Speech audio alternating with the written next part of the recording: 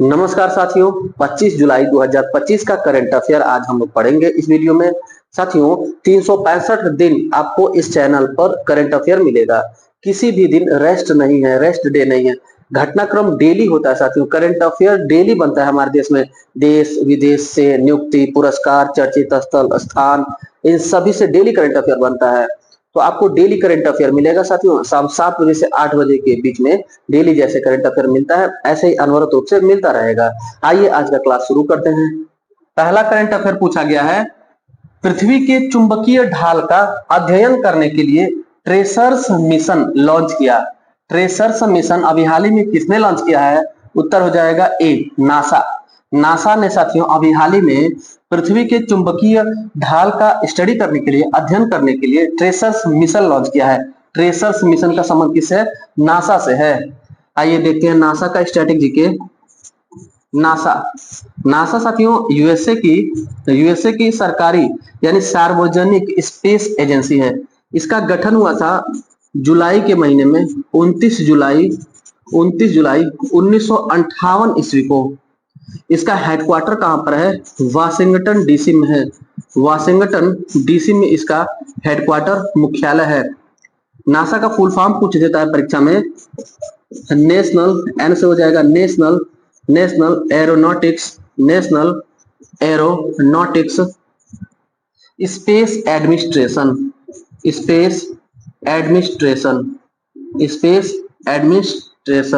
ये नासा का full form है, याद रखिएगा।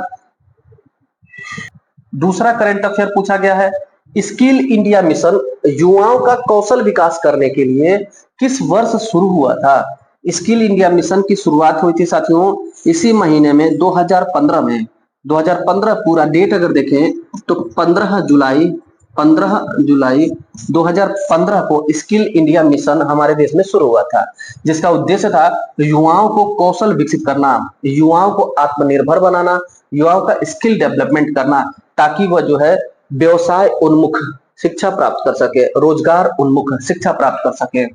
साथियों, इसका 10 वर्ष पूरा हो गया है। 2015 में शुरू हुआ था, 10 वर्ष पूरा हो गया, इसलिए बड़ा महत्वपूर्ण हो जाता है परीक्षाओं की दृष्टि से। दूसरी बात याद रख रखिएगा कि हमारे देश में 65% आबादी, 65% जनसंख्या हमारे देश की 35 साल से कम आयु की है। 35 साल से कम आयु के है, मतलब कि दुनिया का सबसे युवा देश हमारा भारत है। हमारे भारत की आबादी में 65% जनसंख्या 35 साल से कम आयु की है। इसका उत्तर देखिएगा, इसका उत्तर हो जाएगा बी। तीसरा करंट अफेयर पूछा गया है, हाल ही में फिलिस्तीन को देश की मान्यता की देने की घोषणा किस देश ने की? किसने की? उत्तर हो जाएगा हमारा फ्रांस। अभी हाल ही में फ्रांस के राष्ट्रपति इमैनुअल मैक्रोन ने अनाउंस किया कि सितंबर 2025 में फिलिस्तीन को देश की मान्यता दे देगा फ्रांस। अभी वर्तमान में साथियों 140 से अधिक देशों ने फिलिस्तीन को देश का मान्यता दे रखा है। आइए फ्रांस का स्टैटिक जीके करते हैं। फ्रांस देश की राजधानी है पेरिस। पेरिस किस नदी के किनारे है पूछता है, तो सीन नदी के किनारे स्थित है। सीन नदी के किनारे। मुद्रा फ्रांस की क्या है? मुद्रा इसकी है यूरो। यूरो इसकी मुद्रा है।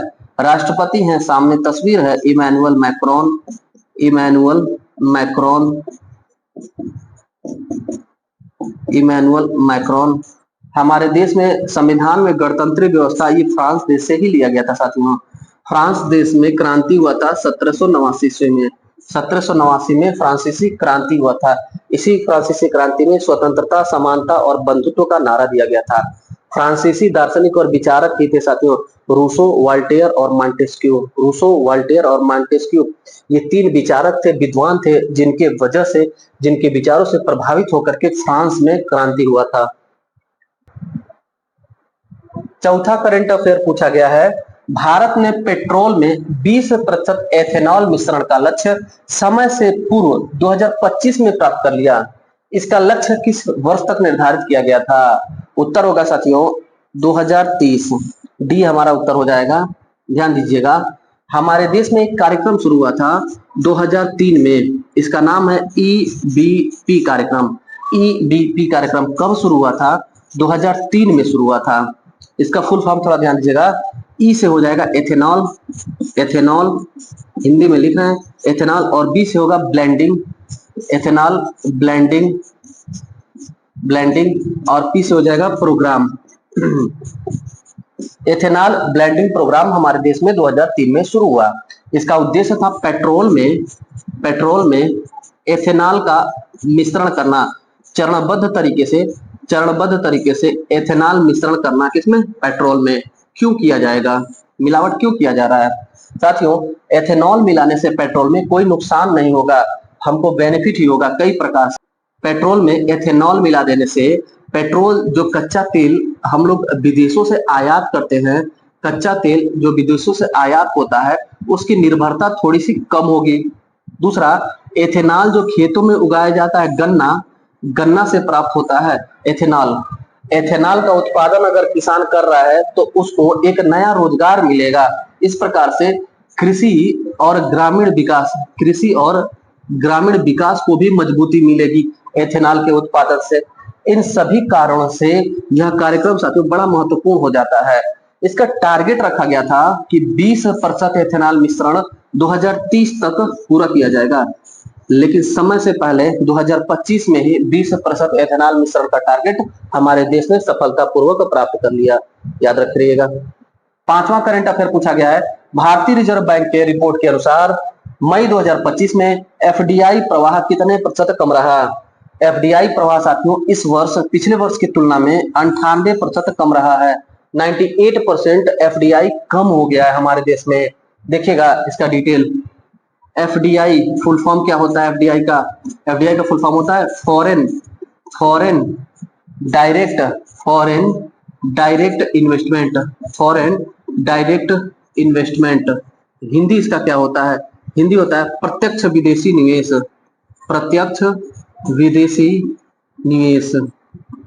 अगर कोई विकासशील देश है तो वहां पर विकसित देश और अन्य देश अगर इन्वेस्टमेंट करते हैं तो वहां पे रोजगार के अवसर नए बनते हैं और वह देश विकास की ओर आगे बढ़ता है। इन सब चीजों के लिए हमारे देश में एफडीआई की शुरुआत की गई थी। एफडीआई से जुड़ी योजनाएं भी बहुत सारी हैं, जैसे मेक इन इंडिया योजना है साथियों। 2015 में मेक इन इंडिया शुरू किया गया ताकि विदेश से लोग आए और हमारे भारत में इन्वेस्ट करें। तो जो विदेशी डायरेक्ट हमारे देश में पैसा इन्वेस्ट करके फैक्ट्री या फिर कोई और चीजों का निर्माण करते हैं तो उसी पैसे को हम लोग बोलते हैं एफडीआई। अभी हाल ही में मई 2025 में एफडीआई जो इन्वेस्टमेंट था वो 98% घट गया साथियों। छठा करंट अफेयर पूछा गया है, भारतीय बीमा विनियामक विकास प्राधिकरण IRDAI का प्रमुख किसे नियुक्त किया गया? उत्तर हो जाएगा अजय सेठ। अभी हाल ही में पूर्व वित्त सचिव थे अजय सेठ जी। पूर्व वित्त सचिव अजय सेठ जी को इरडा संगठन का प्रमुख नियुक्त कर दिया गया। इरडा संगठन बड़ा महत्वपूर्ण संगठन साथियों, देश का शीर्ष संगठन है और यह बीमा को रेगुलेट करने वाला, बीमा जीवन बीमा हो चाहे साधारण बीमा हो, इन सभी को रेगुलेट करने वाला, विनियमित करने वाला देश का सर्वोच्च संस्थान है IRDAI, insurance regulatory development authority of India. यहाँ लिखा है insurance regulatory development authority of India, IRDA.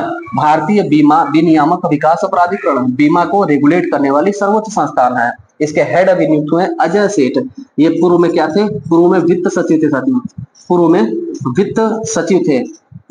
यह किसका स्थान लिए हैं? तो हम लोग पढ़ रहे थे काफी दिनों से, देवाशीष पांडा जी थे। देवाशीष पांडा के स्थान पर अजय सेठ IRDAI के प्रमुख हो गए। मोस्ट इंपॉर्टेंट संगठन है, याद रखिएगा यह नियुक्ति साथियों। 1999 में संगठन की स्थापना हुई थी। इसका स्ट्रेटेजी के इस संगठन की स्थापना कब हुई? 1999 ईस्वी में। इसका हेडक्वार्टर कहां पर है? इसका हेडक्वार्टर है हैदराबाद में। तेलंगाना की राजधानी हैदराबाद में इरडा का हेडक्वार्टर है। 1999 में इसका गठन हुआ। सातवां करंट अफेयर पूछा गया है, हाल ही में गृह एवं सहकारिता मंत्री अमित शाह ने नई दिल्ली से किस नीति का अनावरण किया? तो साथियों उत्तर हो जाएगा राष्ट्रीय सहयोग नीति का अनावरण जुलाई 2025 में गृह एवं सहकारिता मंत्री अमित शाह ने दिल्ली से किया, नई दिल्ली से किया। देखिएगा इसका डिटेल। गृह एवं सहकारिता मंत्री अमित शाह जी ने जो राष्ट्रीय सहयोग नीति अभी हाल ही में अनावरण किया है, इसका उद्देश्य क्या है? इसका उद्देश्य है साथियों समावेशी विकास करना, ग्रामीण विकास करना, कृषि क्षेत्र में विकास करना और साथ ही साथ साथ साथियों जो कमजोर वर्ग है, कमजोर वर्ग, कमजोर और दुर्बल वर्ग है, इसका भी विकास करना इस नीति का उद्देश्य है, राष्ट्रीय सहयोग नीति।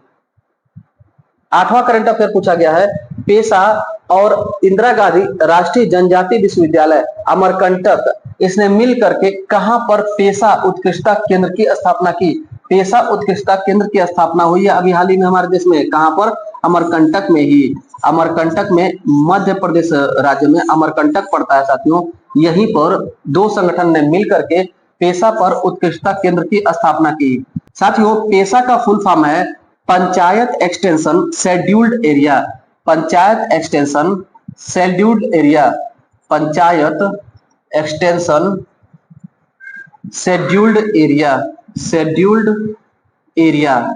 यह एक कानून है साथियों जो हमारे देश में 1996 में बना था। 1996 में जनजातीय क्षेत्रों के विस्तार के लिए, जनजातीय क्षेत्रों के विस्तार के लिए 1996 में कानून बना था, और जनजातीय क्षेत्रों में पंचायतों के विस्तार के लिए, खास करके पंचायतों के विस्तार के लिए 1996 में कानून बना था। उसी कानून ने, उसी पेशा ने इंदिरा गांधी राष्ट्रीय जनजाति यूनिवर्सिटी जो अमरकंटक में है, अमरकंटक में है मध्य प्रदेश में, इन दोनों लोगों ने मिलकर के अमरकंटक में ही पेशा पर उत्कृष्टता केंद्र की स्थापना की। एक एक्सीलेंस सेंटर की स्थापना पेशा पर कहां पर हुई? अमरकंटक में। अमरकंटक कहां है? मध्य प्रदेश में है साथियों। 9वां करंट अफेयर पूछा गया है, ग्लोबल फाइनेंस मैगजीन के अनुसार 2025 में विश्व का सर्वश्रेष्ठ उपभोक्ता बैंक घोषित हुआ। विश्व का सर्वश्रेष्ठ उपभोक्ता बैंक घोषित हुआ हमारे भारत का सबसे बड़ा सार्वजनिक क्षेत्र का बैंक भारतीय स्टेट बैंक, एसबीआई को साथियों अभी हाल ही में दुनिया का सर्वश्रेष्ठ उपभोक्ता बैंक घोषित किया गया। सर्वश्रेष्ठ उपभोक्ता मतलब ये हुआ कि कंज्यूमर की दृष्टि से, कस्टमर की दृष्टि से, उपभोक्ता की दृष्टि से दुनिया का सबसे बेस्ट बैंक है एसबीआई। साथियों वर्तमान परिदृश्य में भारतीय स्टेट बैंक में आप किसी भी काम के लिए चले जाइए, वाकई में पहले से बहुत बदला हमारा भारतीय स्टेट बैंक है। यह नए युवा का भारतीय स्टेट बैंक है। 65% आबादी जिसकी 35 वर्ष से कम आयु के, उस देश का नया युवा भारतीय स्टेट बैंक है जो वर्तमान में बहुत बेस्ट सुविधा दे रहा है। इसी कारणों से साथियों सर्वश्रेष्ठ उपभोक्ता बैंक का दर्जा हमारे भारतीय स्टेट बैंक को दिया गया है। और भारतीय स्टेट बैंक भारत का सबसे बड़ा व्यापारिक बैंक है, याद रखिएगा। भारत का सबसे बड़ा सार्वजनिक क्षेत्र का बैंक एसबीआई, भारत का सबसे बड़ा व्यापारिक बैंक एसबीआई। और अगर पूछ दे भारत का सबसे बड़ा बैंक तो आरबीआई हो जाएगा। सिर्फ बैंक पूछेगा तो आरबीआई, अगर सार्वजनिक क्षेत्र का बैंक पूछेगा तो एसबीआई, और अगर व्यापारिक बैंक पूछेगा तब एसबीआई। एसबीआई का गठन कब हुआ था साथियों? 1 जुलाई 1955 ईस्वी को एसबीआई का गठन हुआ था। एसबीआई बैंक साथियों 1921 में इंपीरियल बैंक था, इंपीरियल बैंक, इसी को भारतीय स्टेट बैंक में बदला गया। इंपीरियल बैंक जिसका गठन 1921 में हुआ था, और यह इंपीरियल बैंक साथियों 3 भारतीय बैंकों से मिलकर के बना हुआ है। 3 भारतीय बैंक कौन? तो bank of Bombay, bank of Bombay और bank of Madras, bank of Madras और bank of Kolkata, bank of Kolkata. इन तीनों बैंकों को मर्ज करके इंपीरियल बैंक की स्थापना 1921 में की गई, और इस इंपीरियल बैंक को 1 जुलाई 1955 को भारतीय स्टेट बैंक के रूप में बदला गया, और इसका राष्ट्रीयकरण भी 1955 में किया गया। वर्तमान में इसके चेयरमैन कौन है साथियों? पूछ दे, वर्तमान में एसबीआई के चेयरमैन कौन है? इनका नाम है साथियों चल्ला श्रीनिवास सेठी। चल्ला श्रीनिवास सेठी साहब जो हैं वर्तमान में एसबीआई के चेयरमैन हैं। 10वां करंट अफेयर पूछा गया है, 25 जुलाई को हर साल कौन सा दिवस मनाया जाता है? 25 जुलाई को हर साल अंतर्राष्ट्रीय न्यायिक कल्याण दिवस मनाया जाता है, और 25 जुलाई को हर साल विश्व डूबने से बचाव दिवस मनाया जाता है। ये दोनों साथियों 25 जुलाई को, इस प्रकार हमारा उत्तर हो जाएगा उपयुक्त दोनों। अंतर्राष्ट्रीय न्यायिक कल्याण दिवस ये इसी साल शुरू हुआ साथियों, 2025 में पहला यह दिवस मनाया जा रहा है, और विश्व में डूबने से बचाव दिवस यह 2021 में शुरू किया गया था संयुक्त राष्ट्र संघ के महासभा के द्वारा। अच्छा साथियों ये क्या है? विश्व डूबने से बचाव। जब ना देश दुनिया में बाढ़ आता है, अतिवृष्टि आती है, तो बहुत सारे लोगों की मृत्यु बाढ़ में डूबने से हो जाती है, और यह जो है दूसरा सबसे बड़ा मृत्यु का कारण है। पूरी दुनिया में सबसे ज्यादा मृत्यु जो है वो सड़क दुर्घटना से होती है, और दूसरा सबसे ज्यादा मृत्यु पूरी दुनिया में बाढ़ से होती है। 11वां करंट अफेयर पूछा गया है, प्रत्येक वर्ष आयकर दिवस किस तिथि को मनाया जाता है? उत्तर हो जाएगा 24 जुलाई। याद रखिएगा 24 जुलाई को हमारे देश में हर साल इनकम टैक्स डे मनाया जाता है। इनकम टैक्स डे 24 जुलाई क्यों मनाया जाता है? इतिहास क्या है, स्टैटिक जीके क्या है, ध्यान दीजिएगा। 1860 ईस्वी में इसी दिन 24 जुलाई 1860 ईस्वी को जेम्स विल्सन ने भारत में आयकर की शुरुआत की थी। यानी आयकर का फादर किसको कहा जाएगा? जेम्स विल्सन को। इनकम टैक्स का father James Wilson, father of income tax, father of income tax James Wilson. क्यों लागू हुआ था पहली बार, कहां से आया था, क्या अप्रोच था, क्या सोच था? तो ध्यान देंगे ब्रिटिश भारत के दौरान साथियों, ब्रिटिश भारत मतलब कि जब अंग्रेजों का शासन हमारे देश में था, ब्रिटिश भारत के दौरान बहुत ज्यादा युद्ध अंग्रेजों ने लड़ा था। तो ब्रिटिश भारत के दौरान युद्ध से जो पैसा खर्च हुआ था गवर्नमेंट की, उस खर्च को सीधे तौर पर जनता के ऊपर थोपने का काम किया गया था। यानी कि अब जो है साल भर में आपके कमाई का कुछ पैसा आपको देना होगा। क्यों ये किया गया? तो बहुत ज्यादा युद्ध में सरकार का पैसा खर्च हुआ था, इसी कारण से पहली बार आयकर की शुरुआत हुई थी और वहीं से परंपरा बन गया, आयकर आज तक हम लोग देते हैं। साथियों स्वतंत्र भारत में 1961 में आयकर अधिनियम बना। अगर पूछे आयकर अधिनियम, इनकम टैक्स एक्ट कब बना हमारे देश में, तो 1961। ये 1860 है, उससे 101 साल बाद साथियों आयकर अधिनियम बना, जिसे कहते हैं आईटी एक्ट। आईटी एक्ट का मतलब क्या हुआ? Income tax act. Income tax act किस सन में पारित हुआ था? 1961 में। एक और आईटी एक्ट होता है साथियों, इंफॉर्मेशन टेक्नोलॉजी एक्ट। वो IT act, information technology act, सूचना प्रौद्योगिकी अधिनियम सन 2000 में पारित हुआ था। सूचना प्रौद्योगिकी अधिनियम आईटी एक्ट सन 2000, ये आईटी एक्ट 1961, यह है इनकम टैक्स एक्ट। 12वां करंट अफेयर पूछा गया है, हाल ही में देश का दूसरा भारतीय स्वदेशी प्रदूषण नियंत्रण पोत तटरक्षक बल में शामिल हुआ, इसका क्या नाम है? मोस्ट इंपॉर्टेंट क्वेश्चन साथियों, इसका नाम है समुद्र सचेत। इसलिए इंपॉर्टेंट, पिछले वर्ष जो है समुद्र प्रताप देश का पहला स्वदेशी प्रदूषण नियंत्रण पोत तटरक्षक बल को दिया गया था, सौंपा गया था। अब ये दूसरा है। यह साथियों 2-3 परीक्षाओं में हम लोगों ने इसको किया है। समुद्र प्रताप ये फर्स्ट था साथियों, फर्स्ट था। ये अभी सेकेंड भी लॉन्च हो गया है। इसको बनाया है गोवा शिपयार्ड लिमिटेड ने, गोवा शिपयार्ड लिमिटेड कंपनी ने इसको बनाया है। क्या देखिएगा फिर से, इसको देश का दूसरा भारतीय और स्वदेशी प्रदूषण नियंत्रण पोत है। ये पानी वाला जहाज है जो प्रदूषण है उसको क्लीन करेगा साथियों। किसको दिया गया, सौंपा गया? तो तटरक्षक बल को सौंपा गया। निर्माण किसने किया इसका? तो गोवा शिपयार्ड ने। पहला जहाज कौन था? समुद्र प्रताप। पहला जहाज कौन था? समुद्र प्रताप। यानी कि प्रथम भारतीय स्वदेशी प्रदूषण नियंत्रण पोत तो समुद्र प्रताप, और द्वितीय जो अभी लॉन्च हुआ है जुलाई 2025 में, वो समुद्र सचेत था। ये कब लॉन्च हुआ था? तो ये साथियों अगस्त 2024 में, अगस्त 2024 यानी पिछले साल साथियों, ये पिछले साल का है और ये इस साल का है। 13वां और अंतिम करंट अफेयर पूछा गया है, Travel Plus Leisure World Best Award में शीर्ष 10 अंतरराष्ट्रीय हवाई अड्डा में किस भारतीय अंतरराष्ट्रीय हवाई अड्डा को शामिल किया गया? उत्तर हो जाएगा साथियों डी, छत्रपति शिवाजी अंतरराष्ट्रीय हवाई अड्डा जो मुंबई में स्थित है, इसको दुनिया के 10 टॉप अंतरराष्ट्रीय हवाई अड्डा में शामिल किया गया। यह पुरस्कार कौन सा है? इसका नाम है Travel Plus Leisure World Best Award. यह साथियों अभी हाल ही में जुलाई 2025 में प्रदान किया गया। इसमें देखा गया कि दुनिया में सबसे बेस्ट इंटरनेशनल एयरपोर्ट कौन है, हवाई अड्डा कौन है, तो इसमें फर्स्ट स्थान पर आया साथियों इस्तांबुल अंतरराष्ट्रीय हवाई अड्डा। ये प्रथम स्थान पर रहा और ये हमारे भारत का छत्रपति शिवाजी अंतरराष्ट्रीय हवाई अड्डा यह 9वें स्थान पर रहा। टोटल 10 अंतरराष्ट्रीय हवाई अड्डा को इसमें स्थान दिया जाता है। Travel Plus Leisure World Best Award कितने हवाई अड्डा को दिया जाता है? तो 10 को दिया जाता है। शीर्ष 10 अंतरराष्ट्रीय हवाई अड्डों को दिया जाता है, जिस 10 में हमारा एक भारतीय भी शामिल है, छत्रपति शिवाजी अंतरराष्ट्रीय हवाई अड्डा मुंबई। कौवें रैंक पर ये था साथियों? 9वें रैंक पर।